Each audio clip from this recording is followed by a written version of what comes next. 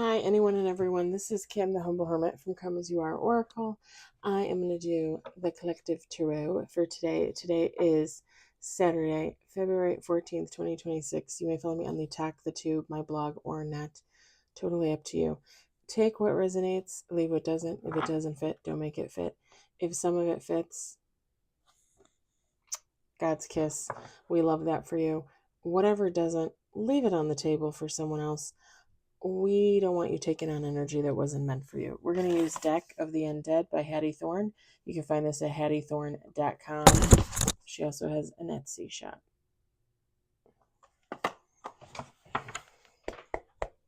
You okay, baby? Why is your mouth hanging open?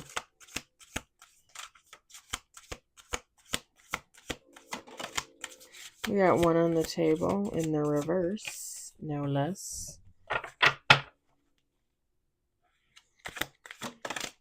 Two on the table. Three on the table.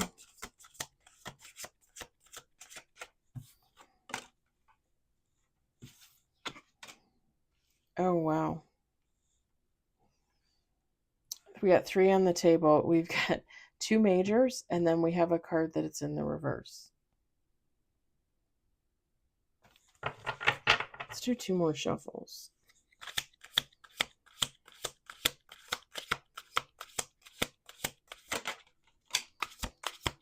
Four on the table. Six on the table. Hold on. Sometimes they're stuck. All right, we got six on the table, three majors, and one card in reverse. Last shuffle.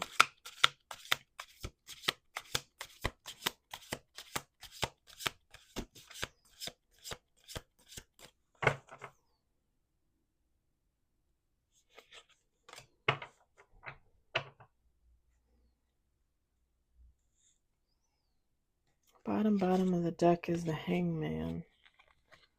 Top of the deck is the Knight of Cups and the Five of Wands. All right, we got seven with bottom of the deck. Let me show you what we got here. We've got the Queen of Swords in reverse. We got Death. We got the Empress. Two of Swords. The Fool. Six of Pentacles. And bottom of the deck is Queen of Wands.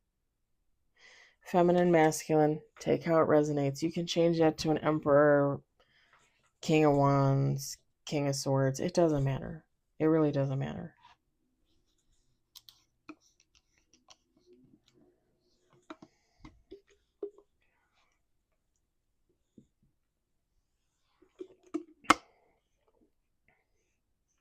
I'm gonna be honest. To me, this just gives off, whoever this is somebody like putting to death an old way of being, like somebody transforming. Because with the Queen of Swords in reverse, and then the Empress, Queen of Wands at the end, it's like somebody has no more fight to keep up a facade, like a way of life, like it's done, finito.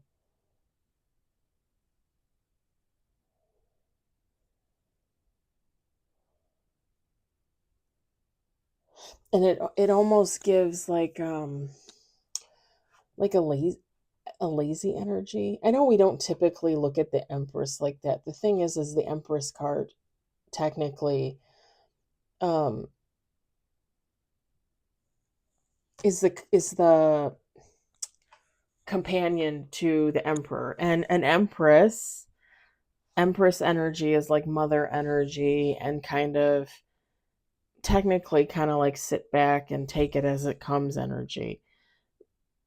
So kind of lazy, kind of not. I mean, to me, this just it just screams like a death of one way of being, and coming into another way of being. Because it's, to me, it's like somebody's leaving this behind and turning into this.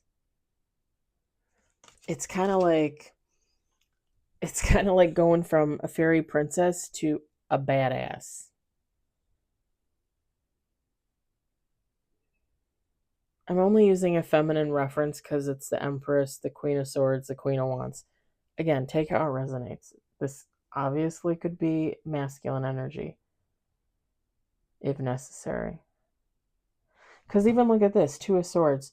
Hattie Thorne wrote on the bottom, which way you choose. Like, pick your poison. Pick your poison.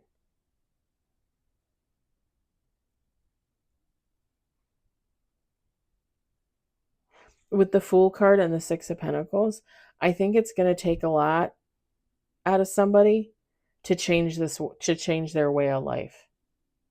This could even be somebody, take how it resonates. This could even be somebody like coming out of a toxic karmic type of lifestyle and moving into a more spiritual or religious, fulfilling, abundant type of lifestyle. Like letting all that karmic energy go. Like no more drinking when unnecessary, no more drugging, no more sexing, no more gambling, no more spending. Whatever the vice is, it's like it could be somebody putting that behind them and moving on to better themselves in some type of way. Like I said, and again, no offense, but it's like moving from a lazy energy to like this bad kick-ass energy. I should say baddie, right? Baddie kick-ass. And I don't think it's going to be easy for somebody. And again, take how it resonates, because this could have already happened. This could be currently happening. This could be happening in the near future. But I think it's going to take a lot of energy out of someone. I mean, healing does. Transformation does. Evolution, revolution, however you want to word it, it does. It does take a lot of time, a lot of energy. It's not for the meek or the weak, you know? That's why not everybody leaves toxicity behind them. Not everybody heals themselves. People will be toxic sometimes from birth to death. Like, they don't care. They don't want to change. They don't want to grow. They don't want to heal. And that's fine. It's not for us to force them or make them feel bad. Let them live the life they want to live. Just like you're going to live the life you want to live, right?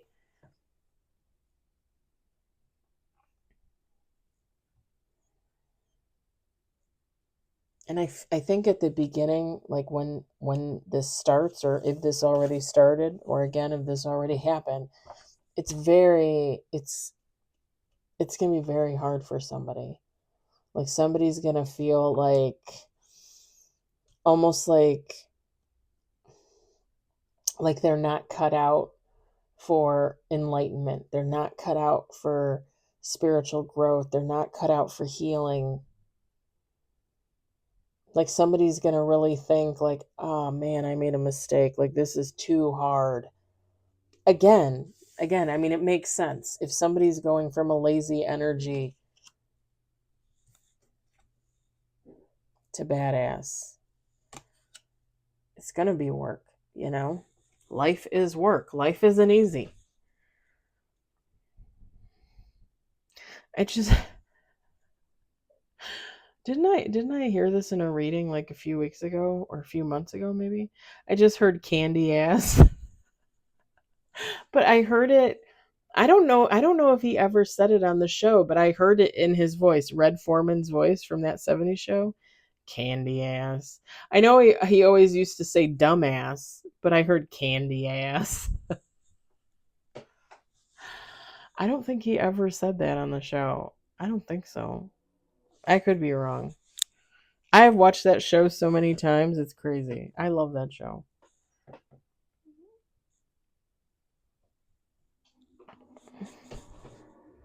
I know everybody kind of gives it flack now because Mila Kunis, and I think when she started the show, she was what, 12, 14? And they had her hooking up with Kelso. I mean,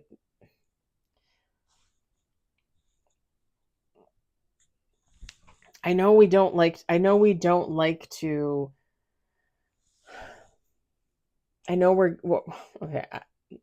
Eh, I know we shouldn't be sexualizing children first and foremost. Like, I know that. I'm not an idiot. And as somebody that's been sexually assaulted and raped and physically assaulted, like, I definitely agree. Absolutely not.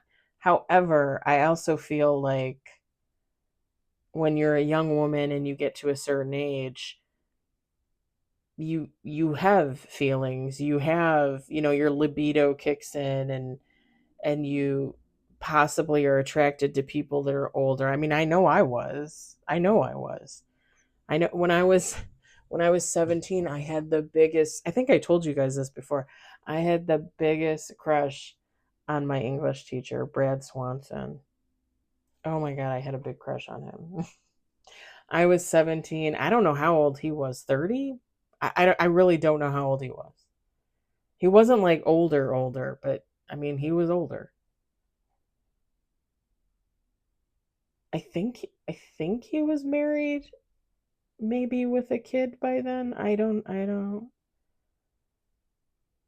We're talking 1997, I think.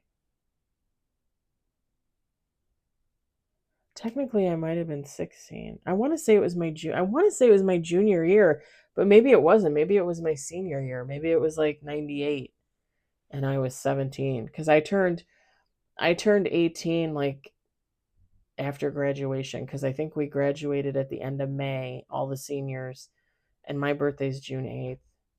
So maybe it was senior year. I think he was married with a kid, I think. Maybe he was just married.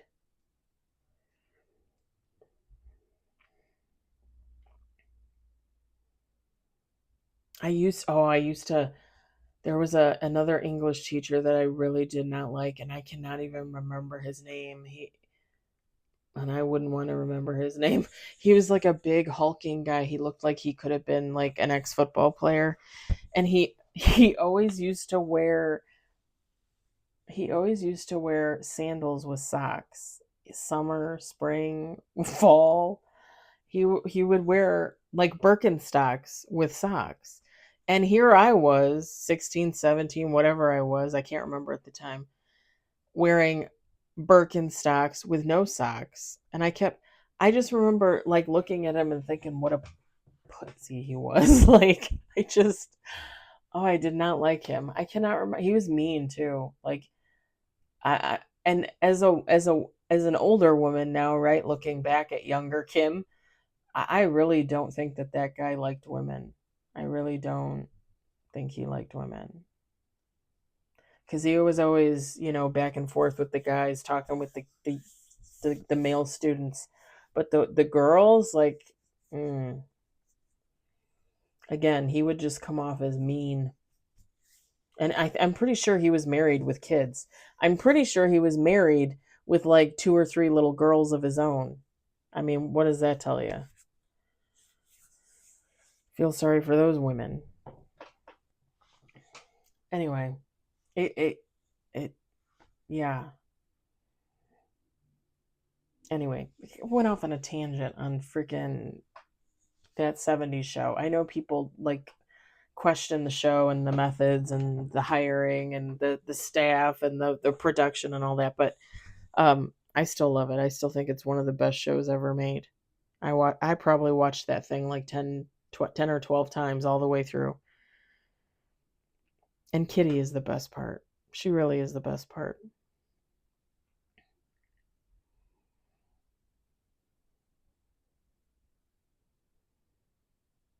Candy ass. I mean, some people, it just, they don't realize, the effort you have to put in. Like, if sometimes, like, let's put it this way, maybe somebody grew up and like everything came to them, right? Like everything was given to them by their parents, their grandparents, their relatives, their friends. And then maybe as somebody got older, they realized, like, oh shit, I got to work for stuff. Like people don't just give it to me. Like, I actually got to go out there and put in effort and work for something.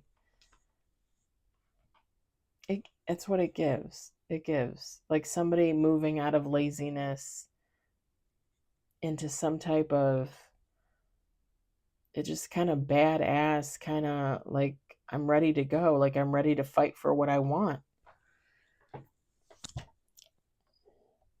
For some of you, you might say this is a love reading. I mean, you can liken it to that if you feel the need, if that resonates for you. It could be career. It could just be somebody's life in general, Like just realizing they're really just not where they need to be. Coming to that realization that, like, I just got to get off my ass and move. I can't just sit here. Nothing's going to happen if I just sit here. You have to make things happen. It's kind of like when we talk about manifestation, right? Like, you can write things down, you can say aloud manifestations all you want, but if you're not working towards those manifestations, then how do you think they're going to happen? Like, you have to put in that effort. You have to put in some type of effort. You think God is just going to hand you shit? Doesn't usually happen like that. It really doesn't usually happen like that.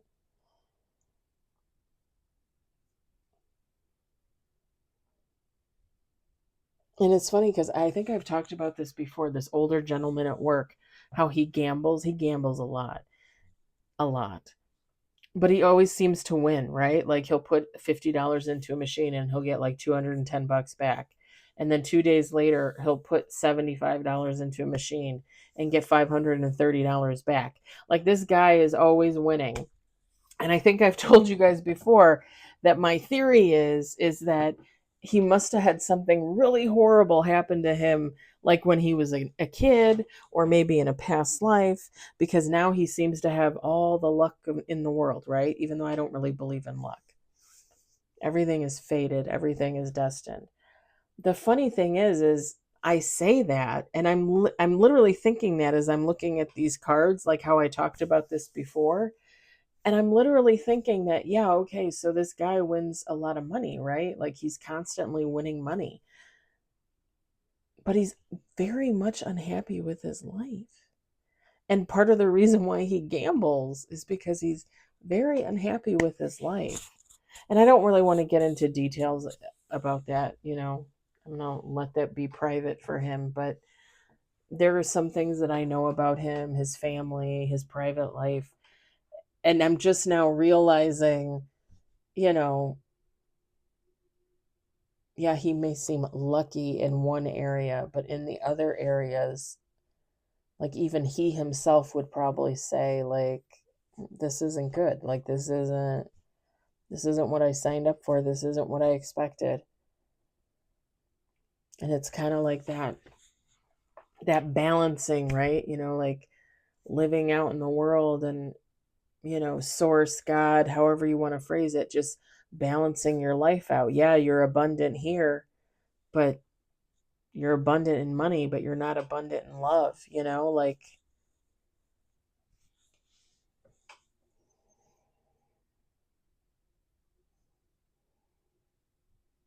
it kind of gives that too, like somebody realizing they're not balanced.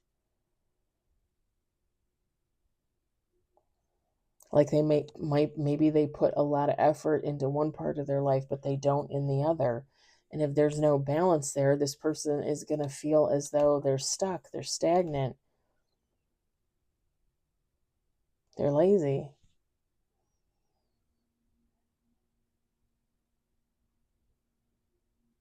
All right, I think I'm going to let it go at that. I think I'm going to leave it there.